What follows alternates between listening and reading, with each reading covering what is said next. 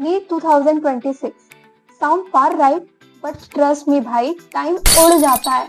तो अगर आप नीट 2026 के लिए प्रिपेयर कर रहे हो, चाहे आप ड्रॉपर हो या आप फ्रेशर हो, ये वीडियो आपके लिए एक सॉलिड रोड मैप बनेगा। Hello everyone, I am Payal Jaiswal, a third year MBBS student in a government medical college, और ये वीडियो होने वाला है about the complete strategy for NEET 2026, so you can't miss it.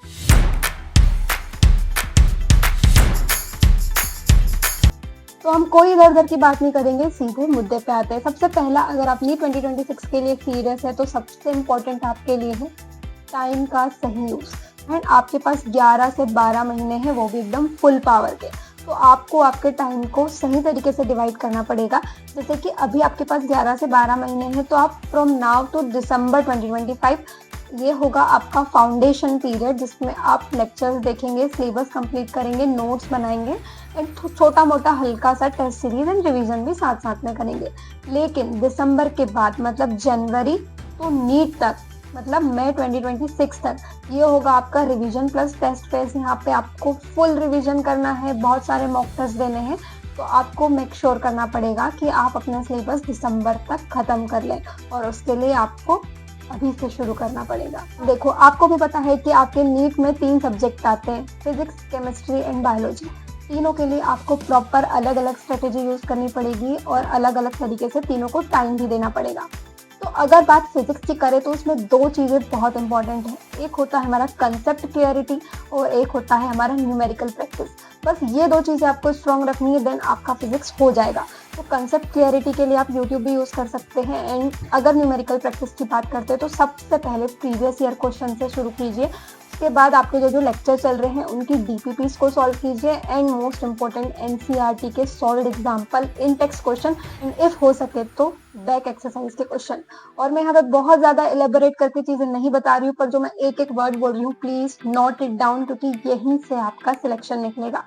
अब बात करें हम केमिस्ट्री की, तो उसमें भी आती है 3 चीजें, फिजिकल, ऑर्गेनिक एंड इनऑर्गेनिक। तो फिजिकल केमिस्ट्री के लिए आपको कुछ नहीं करना है, फॉर्मूला अच्छे से याद कीजिए एंड वही न्यूमेरिकल्स की प्रैक्टिस कीजिए, क्योंकि अब पेपर कंपैरेटिवली टफ आने लगा है। बट हाँ, इसमें भी आपको एनसीईआरटी नहीं छोड़ना है। इसमें भी बहुत सारे थ्योरेटिकल कंसेप्ट होते हैं जो आप मिस नहीं कर सकते। उसके बाद आता है ऑर्गेनिक केमिस्ट्री। डे 1 से, जिस दिन से आप प्रिपरेशन शुरू कर रहे हो, उसी दिन से रोज एटलीस्ट 2 रिएक्शन तो आप याद करेंगे और उसको विद टाइम रिवाइज करते रहेंगे। तो ऑर्गेनिक केमिस्ट्री के लिए एनसीईआरटी प्लस कंप्लीट रिएक्शंस के रिवीजन्स आपको इम्पॉर्टेंट रहेंगे।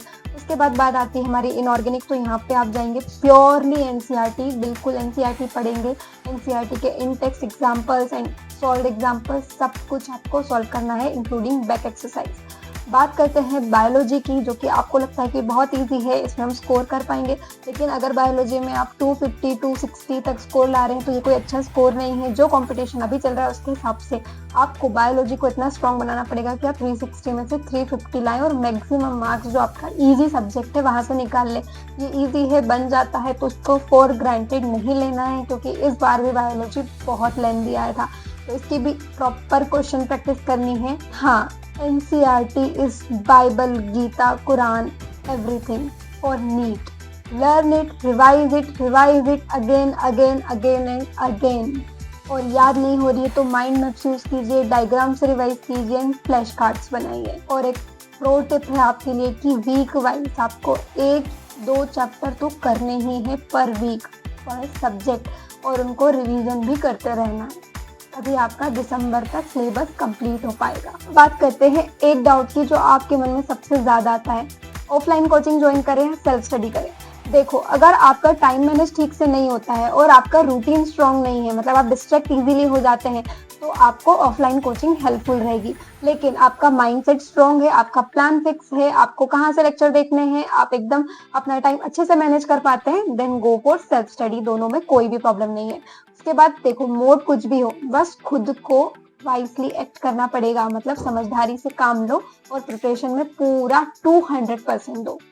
उसके बाद बात करते हैं मोस्ट इंपॉर्टेंट थिंग, मतलब रिवीजन एंड टेस्ट सीरीज की। तो टेस्ट आपको डे 1 से ही, मतलब कि जब फर्स्ट चैप्टर हो जाएगा उसके बाद से आपकी कोचिंग ऑनलाइन या ऑफलाइन जहाँ भी है वहाँ से आपको टेस्ट सीरीज शुरू कर देनी है। दिसंबर में आपका सिलेबस एंड हो जाएगा तो वहाँ से आपको फुल सिलेबस टेस्ट सीरीज शुरू कर देनी है। पहले आपको 1 टेस्ट पर वीक देना है, उसके बाद 2 और 3 टेस्ट पर वीक भी आपको देना पड़ेगा। और उसमें सबसे ज़्यादा इम्पोर्टेंट है टेस्ट का एनालिसिस करना। आपने कितनी गलतियाँ करी है, कितनी नहीं करी है, उनको कैसे सुधारना है। तो इसका मैं एक सेपरेट वीडियो बना दूंगी जिसमें आपको how to do test analysis करके मिल जाएगा बहुत जल्दी। एंड बात रिवीजन की करें तो फिजिक्स एंड केमिस्ट्री के लिए शॉर्ट नोट्स ज़रूर बनाइए, एंड में बहुत हेल्पफुल होते हैं। And how to make short notes ये भी मैं आपको एक सेपरेट वीडियो में बता दूंगी। बायोलॉजी के लिए बार बार एनसीईआरटी पढ़िए, बार बार एनसीईआरटी पढ़िए एंड बार बार एनसीईआरटी पढ़िए। मैंने अपने टाइम पे 30 बार एनसीईआरटी पढ़ी थी। तो देखो, नीट 2026 एक मैराथन है, स्प्रिंट नहीं है। हर डे आपकी प्रिपरेशन में कुछ अलग ऐड करेगा, तो आपको घबराना नहीं है, ओवर थिंकिंग नहीं करना है, टेंशन नहीं लेना है। स्ट्रांगली डिटरमाइंड रहो कि भाई करना है एंड बस करना है। तो पूरी मेहनत करो, स्ट्रॉन्ग फोकस रखो एंड खुद अपनी प्रोग्रेस का ट्रैकर बनो। सो 1 year of focus and MBBS dream is closure then ever.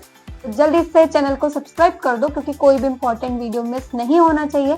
And one more important thing, अगर आप लास्ट तक रुके हुए हो, देख रहे हो, तो अगर आपको मुझसे पर्सनल गाइडेंस चाहिए, मैं आपको पर्सनल एक बहुत ही कम प्राइस में पेड पर्सनल गाइडेंस दे सकती हूँ थ्रू व्हाट्सएप एंड कॉल्स।